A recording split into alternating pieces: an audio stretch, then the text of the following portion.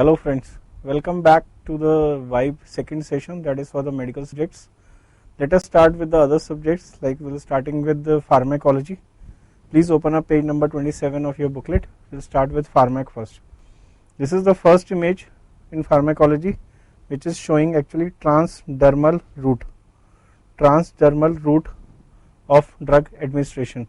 This curve has appeared in the past papers of the medical section of the NEET exams in 2016. This curve showed the effect of ointment over a period of time and the effect of a transdermal drug delivery system of a drug. Longer action is shown by the transdermal route. This was missing. This was also missing. You had to show, right, basically identify which is ointment and which is transdermal. Coming to the next image.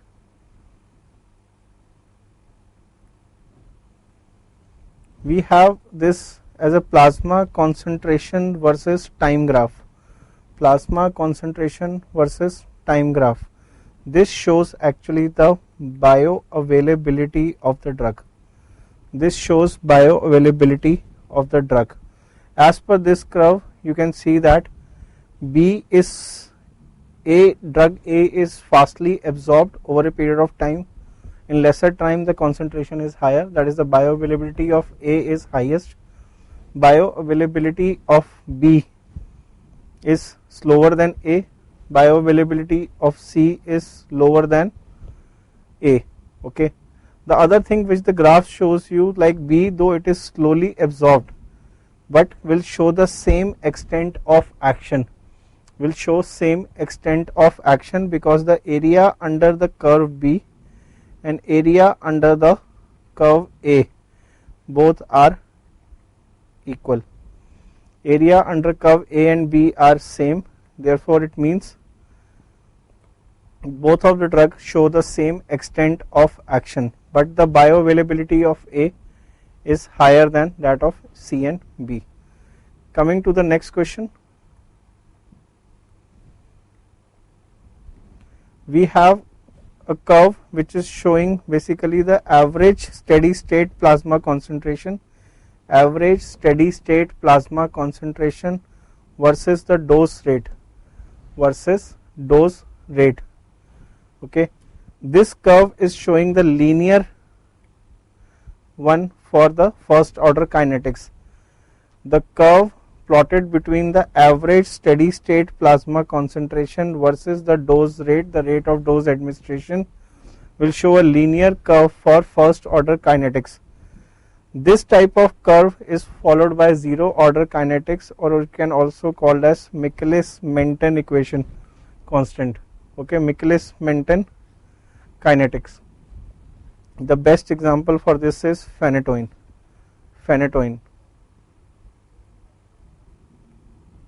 Okay. Coming to the next image. This curve actually shows us the plateau principle. Plateau principle of drug accumulation. Okay, basically this is a curve plotted on the repeated oral dosing of drug. When you are giving a drug through an oral route, the repeated doses you are giving, after some time it shows a plateau. Actually the plateau plasma concentration is achieved. This curve is basically following the T half of between 4 to 5. All the drugs which are available in the concentration of 4 to 5 T halves will show plateau principle of drug accumulation on the repeated oral dosing of drugs.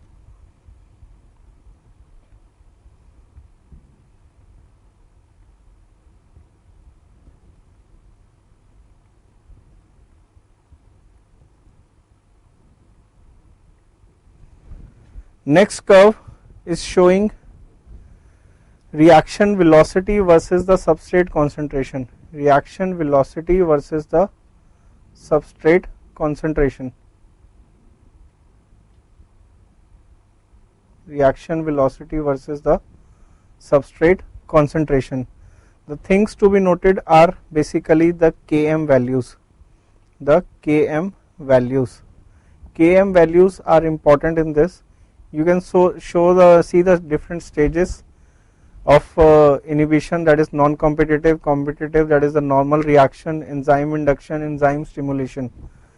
The drugs which are showing enzyme induction, normal method and non-competitive have got the same Km value.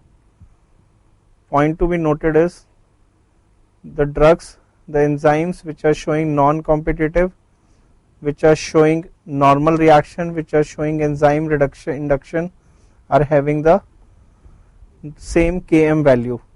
Competitive inhibition will have Km value which is higher than that of the normal scenario, that is competitive inhibition increases Km value and enzyme stimulation decreases Km value. Enzyme stimulation decreases the Km value. Next curve is dose response curve, very important. Dose response curves. The dose response curve is a typical rectangular parabola. This has been asked. It is the curve is rectangular parabola. It obeys the laws of mass action. Obeys the laws of mass action. Obeys the laws of mass action. If the same curve is plotted with the log dose, this is dose versus response. If you plot a log of that, the shape is called sigmoid curve. Sigmoid curve. Point to be noted and asked in the exam is sigmoid curve is linear for 30 to 70% of concentration of the drug. 30 to 70% till 30 to 70% of dose concentration, the log dose is linear. After that it becomes a sigmoid curve. Okay, these are the points to be noted in this curve and images. Next is a very important, appeared in the AIIMS exam as well. This is regarding the drug potency and the drug response. Drug potency versus drug response curve. You get basically the drug potency in this and you get drug efficacy in this. Drug potency and drug efficacy. With this, when we compare A and B, B is showing at a higher dose, you are getting the same response like A. So it means B is less potent but equally efficacious than A. Okay, B is less potent than A, but B has got the same efficacy as that of A, since the response of both the curves are similar. C as compared to A, C, if we compare all the drugs with A, C has got less potency as well as less efficiency. Response is at a lower height, the drug is required in more concentration to elicit the same response. It means C shows less potency as well as less efficacy. D on the other hand, at less concentration is showing at a higher peak of curve. It means D is more potent. D is more potent than A, B and C, all three curves, but has got less efficiency than A and B. B has got greater potency but less efficiency because the height of the curve of the response is lower. Okay. D on the other hand, you can say has got same efficiency as C. I'll repeat all this. Seeing the curves, you can see two things we have to see in this curve, that is the drug versus response, drug potency and drug efficiency. Drug potency of B is less than A because it is requiring higher dose, but the drug efficiency is, efficacy is same for both. First of all, B and C, B has got higher potency, B has got higher efficacy. D has got higher potency because at lesser concentration it is eliciting a faster response. D has got higher than A, B and C, that is the drug potency, but D has got similar drug efficacy as that of C. D has got less than A and B drug efficacy. I hope this point is clear. Please remember, this is very important curve for the exams. Next is again log dose versus response curve. This curve will give us drug selectivity. this drug is giving you drug selectivity, where you exactly have to use based on this curve. The question which gave a theory along with this, like A and D, you can see the same red color, A and D belong to salbutamol and B and C belong to isoprenaline. A and D belong to salbutamol, B and C belong to isoprenaline. A is for bronchodilation action of salbutamol and D is showing the cardiac stimulation action. A is showing at A concentration it is showing bronchodilation, at D it is showing cardiac stimulation. For B and C, that is isoprenaline, B is bronchodilation, C is cardiac stimulation. So with this curve you can make an inference that drug salbutamol has got more selectivity in terms of usage of towards bronchodilation than towards cardiac stimulation. At a higher dose it will show cardiac stimulation response, but at a lesser dose it will show a good response against for bronchodilation, though it is a bronchodilated drug. Isoprenaline on the other hand has the two curves on a very similar grounds to each other, so it can be used for both the actions, that is for both the selectivity of the drug can be made on that choice based on the indication of the drug. Coming to the next, that is the synergism effect, additive effect of the drugs. This is like therapeutic range. Basically the drug, this graph is showing you effect versus log dose. A drug is given at a certain dose, it shows therapeutic effect, at a higher dose it shows adverse effects. Okay, the area between the two, basically you can say the T half, the 50% concentration where it is used, the effect is seen. Minimally therapeutic effect you plot maximal acceptable adverse effect, between that you get a therapeutic range. This is also called as therapeutic window. This curve gives you risk benefit ratio. Questions have been asked on risk benefit ratio and questions have been asked on therapeutic window or therapeutic range. They plot you this, they give you this curve, they mark therapeutic effect, they mark adverse effect, and they mark these two lines and they ask you what is this line is depicting. Answer is therapeutic window or therapeutic range. Next curve is your synergism and additive effect of the drugs. The purple line is showing additive synergism. Blue line is showing you supra additive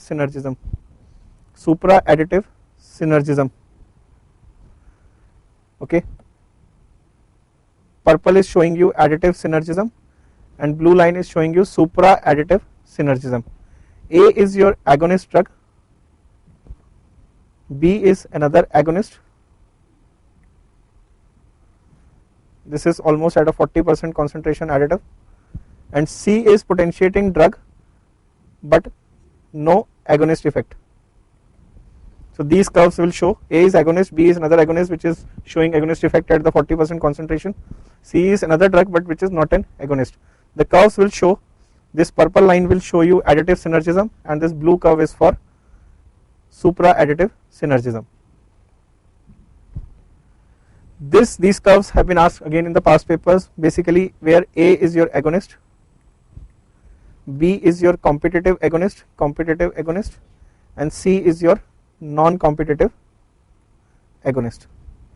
A is agonist, B is competitive agonist, C is non-competitive agonist.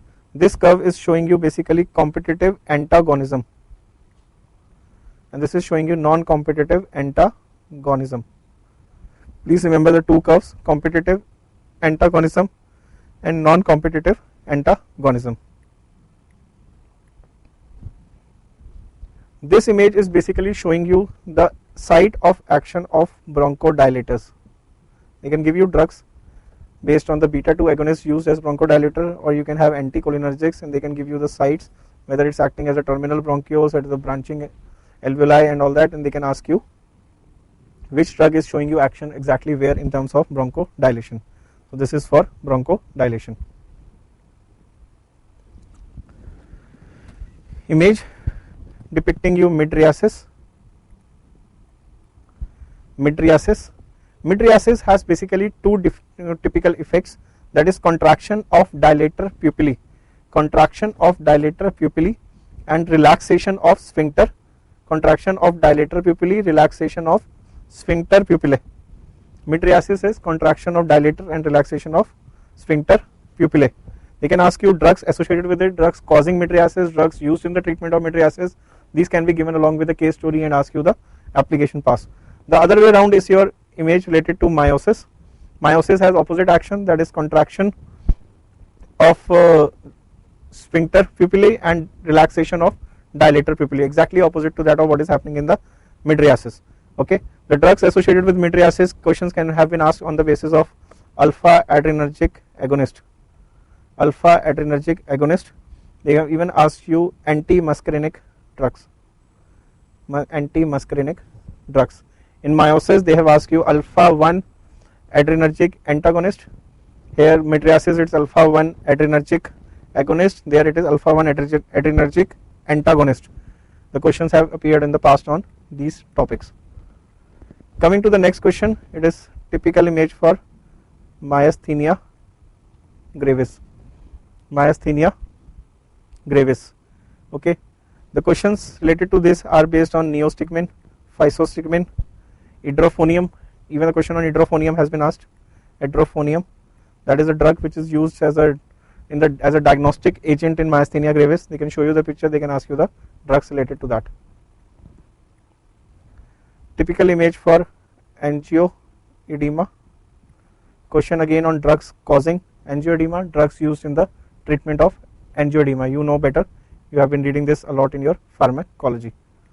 Okay, image you can easily diagnose.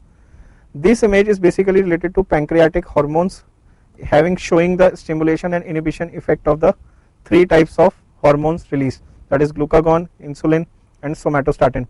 Which is inhibiting which hormone, which is stimulating which hormone. Alpha cells will stimulate or with beta cells and with release of insulin and so on. Feedback mechanism related to the pancreas has been asked in the past.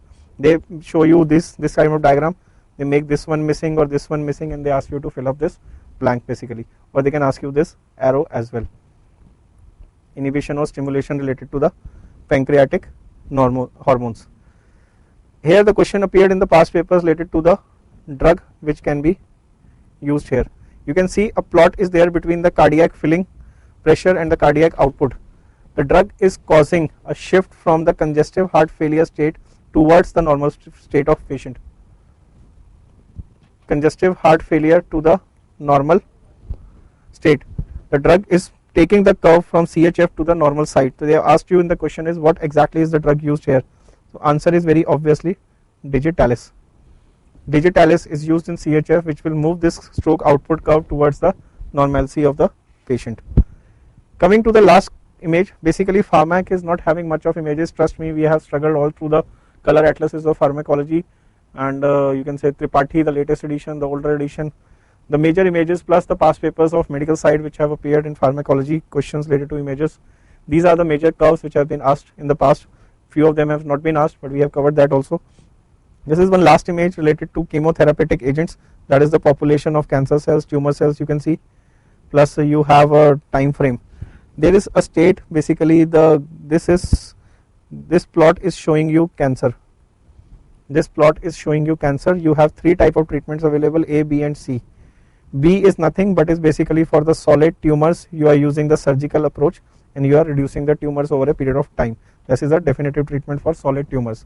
If you have non-solid tumors like other tumors, vascular tumors and other things, then you have two methodology. You have A and C. A is nothing but you are using combination of 2 to 5 chemotherapeutic drugs with good potency and efficacy. You are using it. Each cycle is reducing almost like 99% of tumor cells. Each cycle application of 2 to 5 chemotherapeutic agents are causing 99% suppression of tumor cells. There is fall of the cells, then there is rise again, fall, rise, but fall is at a much higher slope than the actual rise. So over a period of time you are able to fight the cancer with such kind of chemotherapy.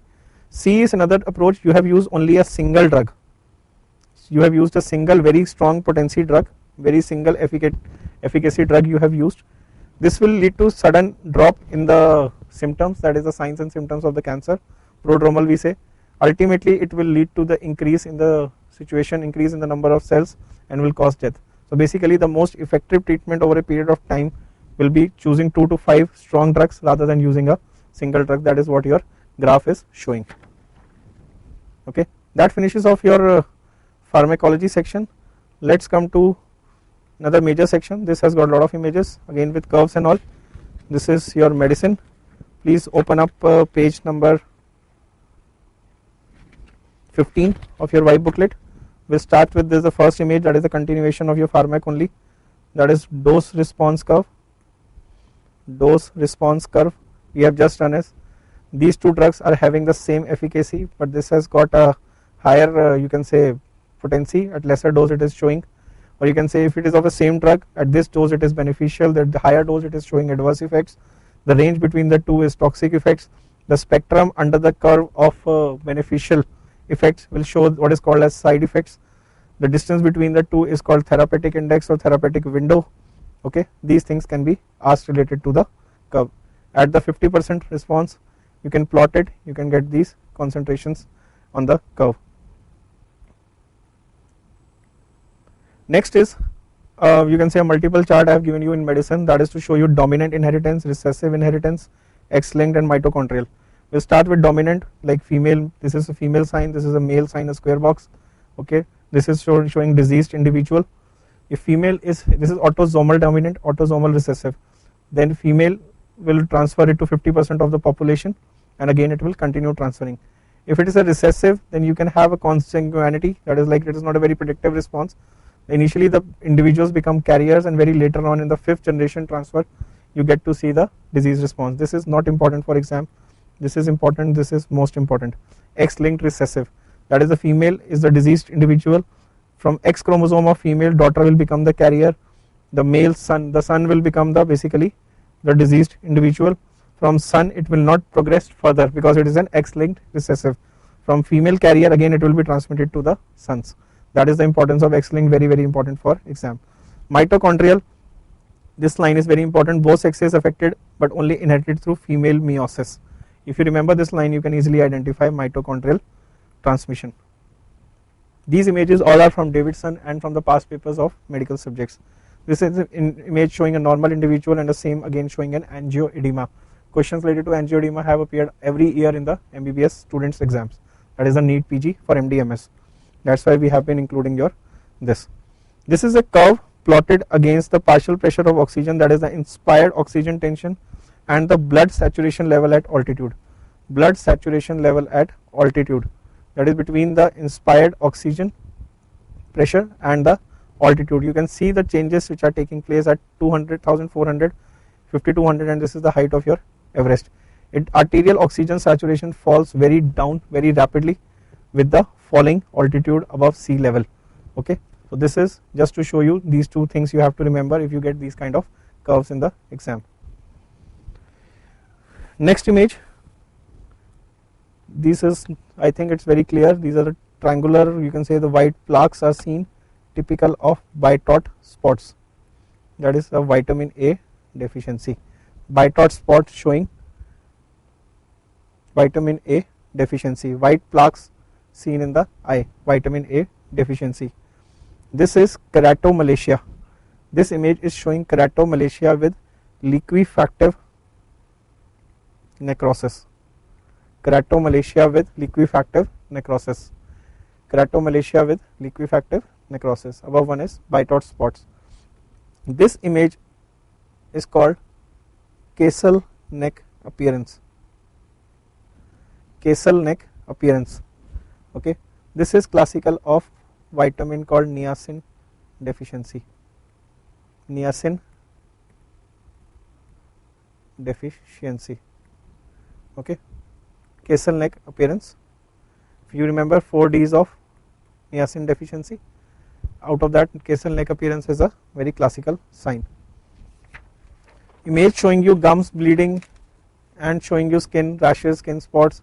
This is a classical for scurvy, classical for vitamin C deficiency showing scurvy. This curve is showing you many things. Basically this is a curve for antimicrobial pharmacodynamics. Antimicrobial pharmacodynamics. This is showing you time here and the concentration of the drug here. This curve is giving you many things. The number one thing is giving you Cmax, that is the peak concentration versus MI ratio. Cmax versus MIC ratio, Cmax versus MIC ratio. Okay, Cmax versus MIC ratio.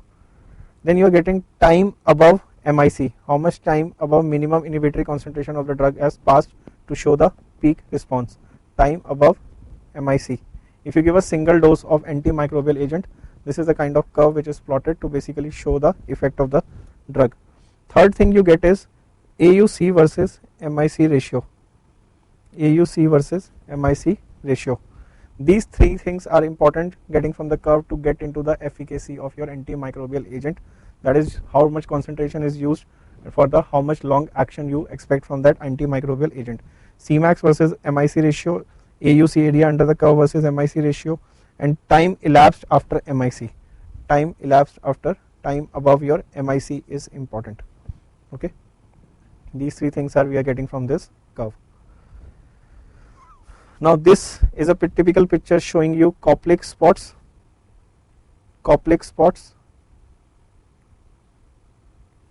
and your rashes, classical for your disease called measles. In medicine, such kind of images can very easily be expected along with a story associated in the question. This is an image, we did it in oral medicine also. This is a classical image of unilateral mumps. Unilateral mumps. See this affected side and see this unaffected side. Here you can appreciate the angle of mandible, here the angle of mandible is lost. It's unilateral mumps. Unilateral mumps.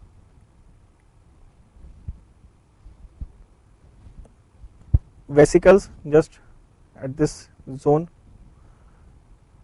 Okay, herpetic Whitlow on the nails, plus you have eczema present all over the face, that is herpetiform eczema, leading to diagnosis of HSV1, herpes simplex virus 1 infection causing vesicles in the oral cavity, and just outside you can say in the facial region you have herpetic Whitlow, whitish color patch around the nails, and you have eczema along the herpes zone. This is HSV1 diagnosis. This is scalding of your skin, full thickness desquamation, full thickness desquamation, scalding of the skin, typical of staph toxic shock syndrome, staph toxic shock syndrome, staph toxic shock syndrome, scalding of the skin, full thickness desquamation. There is one more picture I will show you in the end for this disease. These areas show, question will have a history, like these areas show blanching of skin on pressure, blanching on pressure. You can see this is your strawberry tongue, and this petechial rash in the cubital fossa, petechial rash in cubital fossa, also called as Pastia's sign. Pastia's sign. See, these images in medicine will always be supplemented by some information. You will not have only image and to diagnose directly. You are not, you can say MD medicine, or you are not DM in the super specialization in such diseases. Definitely examiner does not want to tease you, examiner does not want to spoil your time that day. He will definitely give you a supplementation of the question images. The question will give you a history, the question will, when you read the question, actually you come to the diagnosis even before looking at the image. Coming back to the same strategy for image questions, always read the question first, then come to the image. Always read the question first and then come to the image, rather than directly seeing the image, then reading the question, reading options, then coming back to the image. First hand trial should be read the question, see the image and come to the diagnosis. Second hand trial is read the question, read the options, see the image, try to fit each and every option in the image, okay, and correlate. If you are not able to come to the conclusion, एक option उठा के simply try to put it. If the diseases are mentioned, scarlet fever, psoriasis, pemphigus, just try and correlating with the image, each and every option you will get to know the answer by elimination. This is classical for your, these kind of things are classical for scarlet fever, scarlet fever, okay. Coming to the next image in medicine, okay. This is a colonoscopic view showing pseudomembrane on the mucosa, pseudomembrane on the mucosa. This is Clostridium difficile infection. Again it will be with some theory, but classical image for the pseudomembranes formed on the colon. During colonoscopy you can see such an image, Clostridium difficile infection you can suspect in this. These are 4 different images showing the same disease, basically the leprosy. Okay, you can make out from this image. Coming directly to this one, this is lepromatous leprosy. You can see loss of eyebrows and collapse of the nose. This is lepromatous leprosy. A is your tuberculoid leprosy. A is tuberculoid leprosy, which is showing the even anesthesia, you can say paresthesia of this hand in the lesion, anesthesia in this lesion. C image is showing you ulnar and radial nerve damage, ulnar and radial nerve damage, ulnar and radial nerve damage, and this is showing you reversal reactions. All are from leprosy, reversal reactions. Anything combined can be asked for the diagnosis of leprosy. This is a classical picture of hyperemic and numerous pale follicles. Hyperemic and numerous pale follicles. Hyperemic and numerous pale follicles giving us diagnosis of trachoma. Chlamydia trachomatis is the organism associated. Chlamydia is associated. The disease showed typically chronic keratoconjunctivitis. Chronic keratoconjunctivitis, and trachoma is the most common cause of avoidable blindness in human population. Most common cause of avoidable blindness. Next image, palate showing a big ulcer. This we have covered in oral medicine also. It will be supplemented by some history. Definitely such a big ulcer, reddish in color, you can say punched out ulcer, you can see will be with a big ulcer. You remember big lesion means big problem, always say. AIDS, that is a Kaposi sarcoma of palate, of oral cavity. Such ulcers can be on buccal mucosa, even on tongue in presence of AIDS. They can ask you, give you a situation related to CD4 count, is this much of the patient showing such image, or they can ask you the stage of HIV. They can ask you anything, history, giving you multiple infections, giving you history of say CD4 with you can say pneumocystis jirovecii with non-Hodgkin's also mentioned, and then they are asking you this pointing of this lesion and asking you the exact diagnosis. Definitely it's associated with AIDS called as Kaposi sarcoma. This is a very typical image of purulent conjunctivitis. See the pus discharge, purulent conjunctivitis and edema of eyelids. Purulent conjunctivitis and edema of eyelids. This is a diagnosis of gonococcal ophthalmia neonatorum. I know this is a bit different from you curriculum, but this has appeared in the past paper, so it is important. Purulent discharge, purulent conjunctivitis and edema of eyelids in a newborn child. Its organism is gonorrhea, Neisseria gonorrhea. Gonococcal ophthalmia neonatorum is your diagnosis.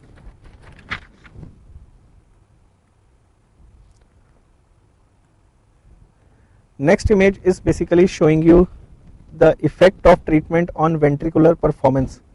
Effect of treatment on ventricular performance of the different drugs. Basically, you have a normal state, you have a heart failure state, and you want to improve the ventricular performance. You are giving 3 types of drugs. Drug A refers to diuretics and venodilators.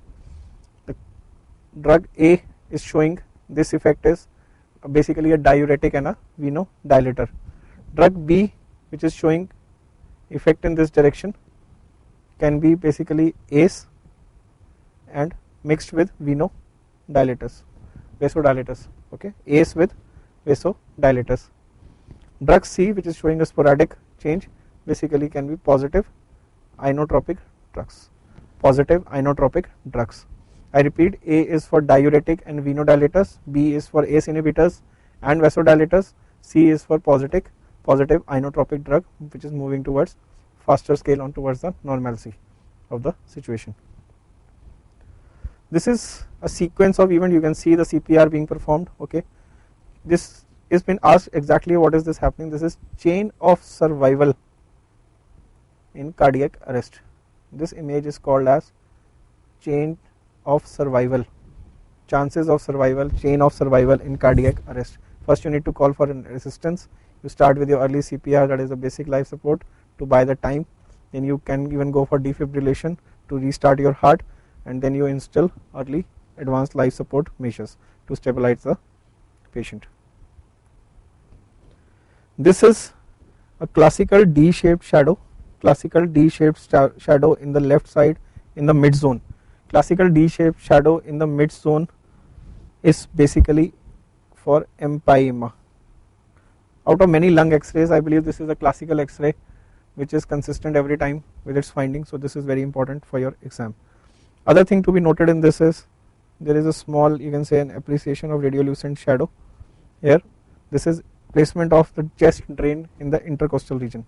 Placement of drain, chest drain, to drain out your fluid, basically pleural fluid in the intercostal space. It's empyema. Okay. Again, a classical CT scan showing you extensive dilatation of bronchi, with thickened walls in the lower lobes of both the lungs. Okay, extensive dilatation of bronchi with thickened walls in both the lower lobes, okay, is classical for bronchiectasis. Classical for bronchiectasis.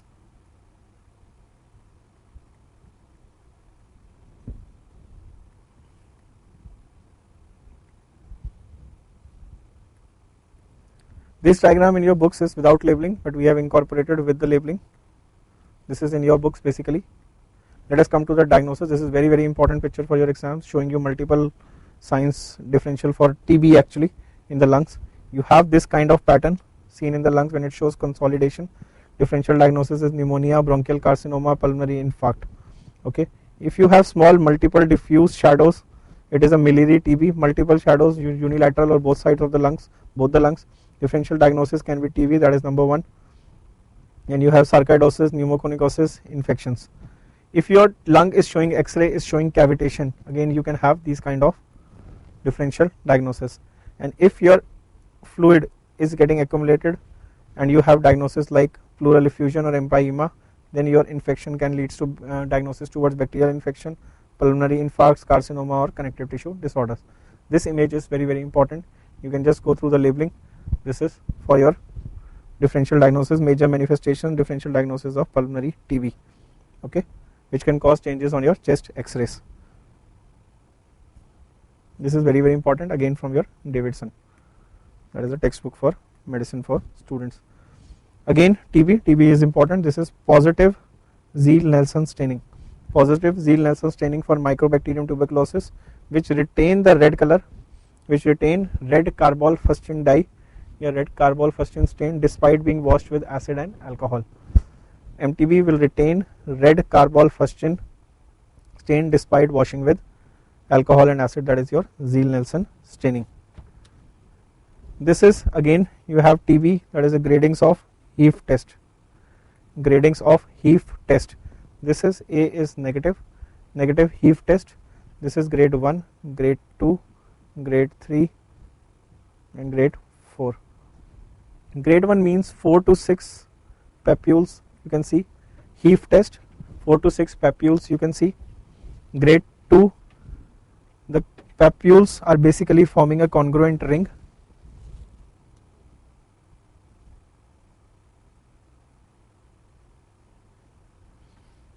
Papules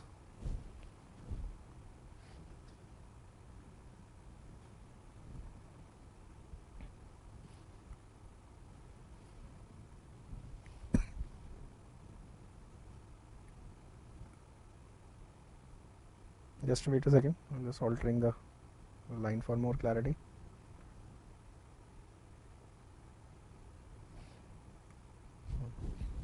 I think this is better. This is what we wanted since initial. This is an image for Heath test. The gradings, grade 1, 2, 3, 4, and this is negative. 4 to 6 papules in grade 1, the grade congruency of the papules forming a ring. This grade 3 will show central induration, and fifth one will have greater than 10 millimeter of papules, okay. Next thing is bilateral exophthalmos. You can see diplopia in all directions. History will be given. Endocrinal problem, Graves' disease. In this CT scan, you can see extraocular muscles are enlarged. extraocular muscles, again it is of Graves' disease only, extraocular muscles are enlarged. This is bilateral exophthalmos with diplopia in all the directions pointing towards Graves' disease, and this is extra enlarged extraocular muscles. This is cystic and calcified lesion in the brain, cystic and calcified lesion with a pathological specimen suggestive of craniopharyngioma.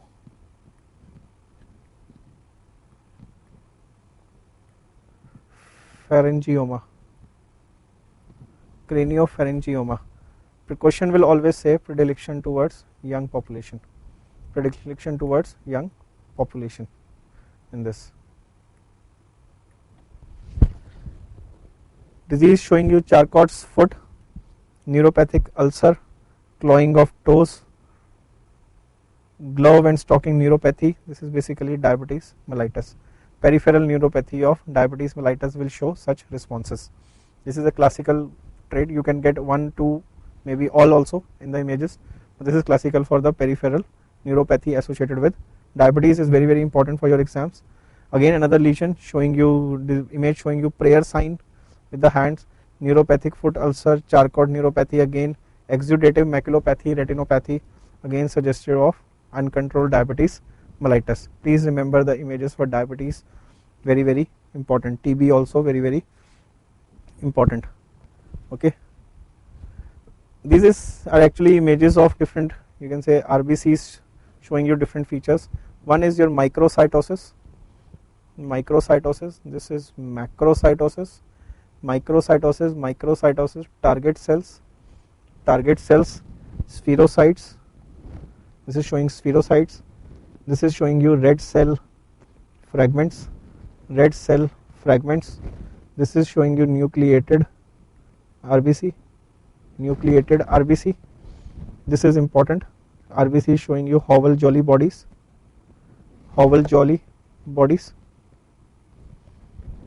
this RBC is showing you polychromasia, this is not very clearly, you can say, appreciated, and this is showing you basophilic stippling. Microcytosis, macrocytosis, target cells, spherocytosis, you have red cell fragments, nucleated RBC, Howell-Jolly bodies, polychromasia and basophilic stippling, all with RBCs you can see. This is an image showing you trephine needle, this is your trephine needle, this is your trephine aspirate for biopsy. This is bone marrow aspiration needle, such a fine needle, bone marrow aspiration needle. This is when you make out of the bone marrow aspiration, you make a smear, looks like this, you all have made in your colleges, and this is called squash. Okay, this is squash. Next image showing you ulnar deviation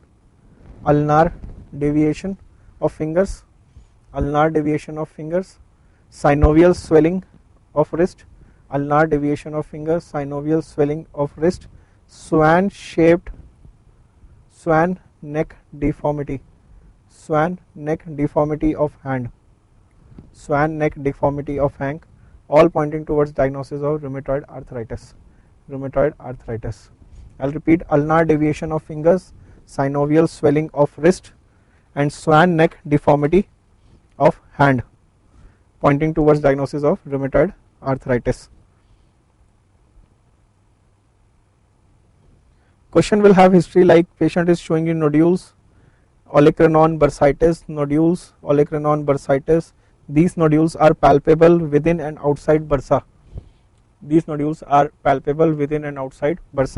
again suggestive of rheumatoid nodules, rheumatoid arthritic nodules. Next image showing you digital ulceration. I have a very better image for this, I will show you in surgery. This is for Raynaud's phenomena. Digital ulceration, bluish to purple color, I will show you better in the surgery section. Butterfly shaped malar rashes, sparing the nasolabial folds. This is a very classical sign, butterfly shape, that is how it comes, by sparing the nasolabial folds. It is basically, you all know the diagnosis, SLE, systemic lupus erythematosus. Okay, SLE. Coming to the next image, Ulcerations, oral ulcerations on the tongue. With the case history, you can say questions can point out towards history like patients have at least in 12 months time it has got 3 times such type of ulceration. This is classical for Behcet's syndrome. Behcet syndrome, again related to dentistry, it is very important image for exams.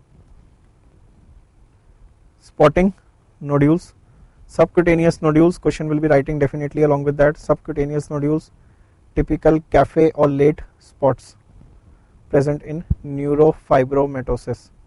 Neurofibromatosis, or the other name of the disease can be given. You have read it in the oral medicine also. This is a very interesting, this is called clock drawing test. This is the clock drawn by the doctor, this is by the patient. Okay, try to see the difference. This is a normal clock, everything on the right side. It means a patient suffered something kind of an injury towards the left side of the brain. We say a patient is showing you left side neglect. It is basically image showing you stroke. Image showing you stroke. Left side neglect of the due to stroke will lead to such drawing of the clock by the patient.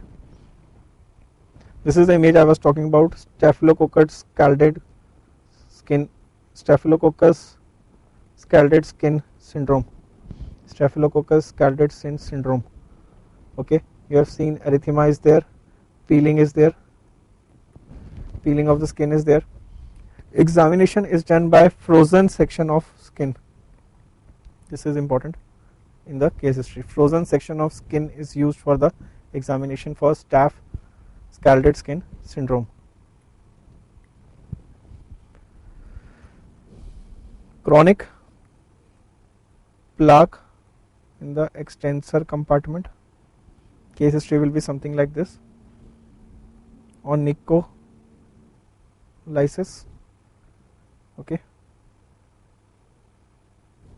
Too much of skin eruptions, you can say erythema, erythematous, skin scaling, and you have something called as gustate patches, all pointing towards diagnosis of psoriasis. Gustate patches, chronic plaque in the extensor compartment, onycholysis. I'm sorry, I always miss out with this spelling. Onycholysis.